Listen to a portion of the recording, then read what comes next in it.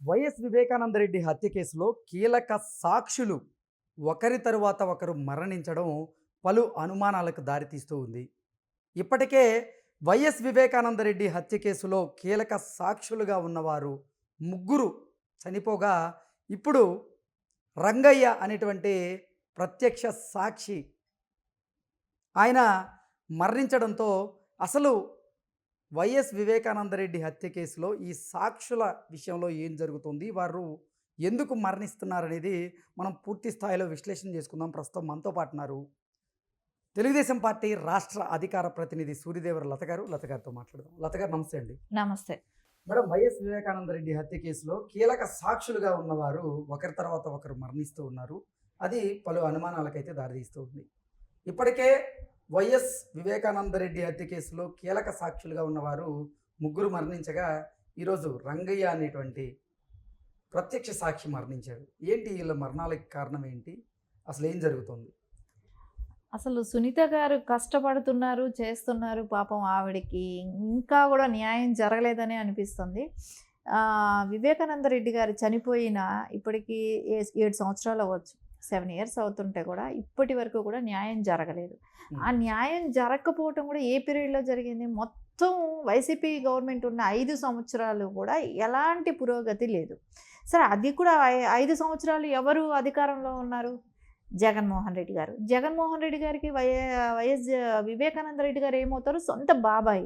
సరే, బాబాయిని చంపిన వాళ్ళనే ఏమీ చేయలేకపోతున్నారా? ఇప్పటి వరకు కనిపెట్టలేకపోతున్నారా? ఇప్పుడు మామూలు ఇది ఏమైనా సివిల్ కేసా? సంవత్సరాలు ప్రొలాంగ్ చేయటానికి ఒక క్రిమినల్ కేసు. అది చనిపోయిన వ్యక్తి ఎవరు? ఆయన ఒక మాజీ సీఎంకి తమ్ముడు, మళ్ళా ఇప్పుడు ఒక మాజీ సీఎంకి బాబాయ్. అది వేరే. ఆయన ఎంపీగా చేశారు, ఒక మినిస్టర్గా చేశారు.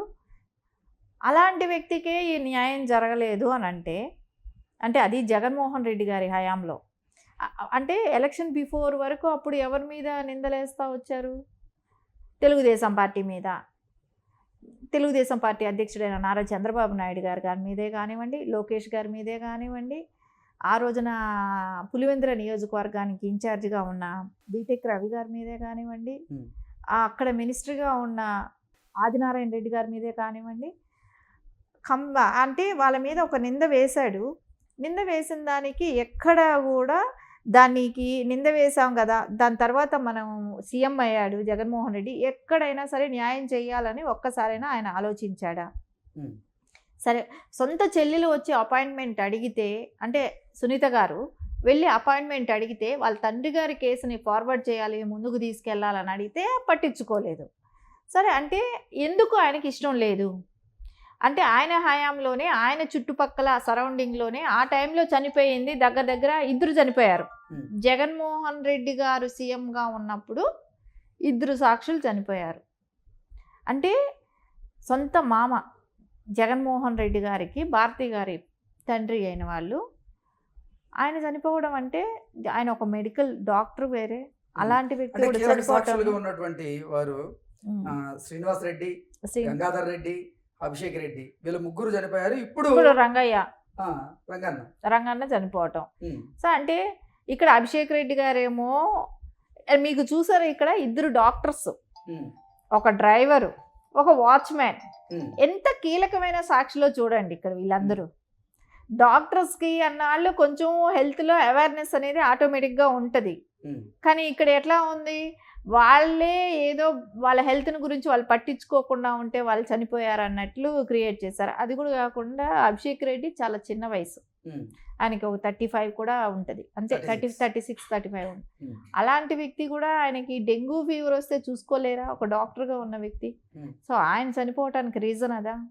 అసలు ఇప్పుడు రంగన్న ఎలా చచ్చిపోయాడు? సో రంగన్న అది కూడా వాళ్ళు పెట్టిన విధానం కూడా చూస్తే మనం చదివితే అనిపిస్తుంది, కాలు జారి పడిపోతే హెల్త్ ప్రాబ్లం వచ్చిందంట, చనిపోయారంట.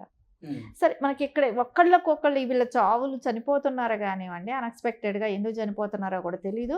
ఎలా జరుగుతుంది, ఎందుకు వీళ్ళే చనిపోతున్నారు అనేది కూడా అర్థం కావట్లా. అసలు ఏదైతే భారతిరెడ్డి గారి ఫాదర్ గంగాధర్ రెడ్డి గారు ఉన్నారో, గంగిరెడ్డి గారు, ఆయన చనిపోయిన దానికి అసలు ఆయన హార్ట్ అటాక్ అన్నారు, కానీ ఆయన ముఖం మీద ఘాట్లు ఉన్నాయి. ఉమ్, ఆ పిక్చర్ చూస్తే క్లియర్గా కనపడుతుంది.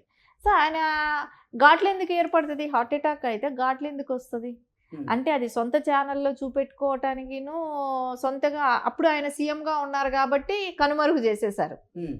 అసలు వైఎస్ వివేకానంద రెడ్డి హత్య కేసులో వాంగ్మూలం ఇచ్చిన ఆయన ఈ గంగాధర్ రెడ్డి గారు. ఆయన చనిపోయారు. తర్వాత శ్రీనివాస్ రెడ్డి గారు చనిపోయారు. కుట్లు వేసిన వాళ్ళు అభిషేక్ వాళ్ళే రెడ్డి గారు కదా. చనిపోయారు. ఉమ్, నెక్స్ట్ ఇప్పుడు రంగన్న. ఉమ్. ఏంటి అసలు అంటే వైఎస్ వివేకానంద రెడ్డి గారి హత్య కేసులో కీలక సాక్షులుగా ఎవరైతే ఉన్నారో ఒకరి తర్వాత ఒకరు చనిపోవడం ఏంటి, ఎలా చూడాలి దీన్ని? అంటే ఇప్పుడు దీనిలో ఒక్కటే అందరికీ క్లారిటీ ఉంది, అందరికీ ప్రజలందరికీ కూడా ఓపెన్గా తెలిసిపోయిన విషయమే.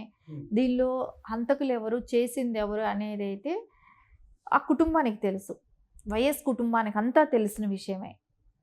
కానీ వాళ్ళు ఎవరూ కూడా బయట పెట్టకుండా వాళ్ళని కాపాడుతున్నారా, దానిలో వైఎస్ కుటుంబ సభ్యులు కూడా ఇన్వాల్వ్ అయి ఉన్నారా, దానికోసం ఇది మరుగున పడేటట్టు చేస్తున్నారా అనేది అయితే ఇక్కడ అందరికీ ఒక డౌట్ అనేది అయితే ఉంది. ఇవన్నీ కూడా ఈ రోజున బయట రానివ్వకుండా అంటే అది బయట రాకూడదంటే ముఖ్య సాక్షులు చనిపోవాలి. సో వాళ్ళకి ఇప్పుడు అన్ఎక్స్పెక్టెడ్గా ఇక్కడ అనిపించవచ్చు, ఆయన ఈ సెక్యూరిటీ ఒక పోలీస్ ఏం సరిపోతాడండి, ఏదైనా విషం పెట్టినా కూడా 70 సంవత్సరాల మనిషి కాబట్టి ఏదైనా ఒక చిన్న స్లో పాయిజన్ లాంటిదో, ఒక స్లీపింగ్ ట్యాబ్లెట్లు ఒక 2 ఏదో ఒకటి చేశారనుకోండి, అదేం పెద్ద 70 సంవత్సరాలు అయినా చనిపోవటంతో అది పెద్దగా పట్టించుకోరు. సో ఆ ప్లానింగ్లో కూడా జరుగుండొచ్చు, ఏదో ఒకటి చేసేదానికి అవకాశాలు అయితే కనపడుతున్నాయి. ఒక కానిస్టేబుల్ ఎంతవరకు సరిపోతాడు?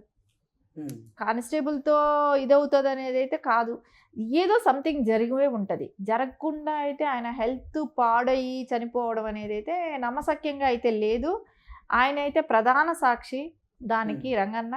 సో ఆయన ఉండకూడదు అనేది అయితే ప్లానింగ్ జరిగే ఉంటుంది. వాటి మూలనే ఎవరైతే కీలక వ్యక్తులుగా ఉన్నారో సాక్షులు వాళ్ళే చనిపోతున్నారు. ఇక్కడ ఎవరైతే వివేకానంద రెడ్డి గారు చనిపోయినప్పుడు కుట్లు వేసిన వాళ్ళు, అక్కడ ఆయనతో అంటే ముందు రోజు నైట్ ఏం జరిగింది, తర్వాత చనిపోయినాక ఎవరు చూసారు, ఇవన్నీ చెప్పడానికి ఎవరు? రంగన్న గారు లాంటి వాళ్ళు. ఆయన చనిపోవటం, డ్రైవర్ చనిపోవటం, ఎవరైతే బాగా దగ్గరగా దీని గురించి సాక్ష్యం చెప్పగలరో వాళ్ళే చనిపోతున్నారు ఇక్కడ. సో వీటికన్నిటికీ కారణం ఏదో అయితే జరుగుతుంది, అది ఎవరు చేస్తున్నారనేది కూడా తెలుస్తుంది, వాళ్ళ కుటుంబ సభ్యులకే కూడా అందరికీ తెలుసు. కానీ అవన్నీ బయట రావాల్సిన అవసరం ఉంది, అవన్నీ త్వరగతిన బయట వచ్చి ఈ కేసు ఒక కొలిక్కి రావాల్సిన అంశంగా అనిపిస్తుంది. Okay madam, thank you so much.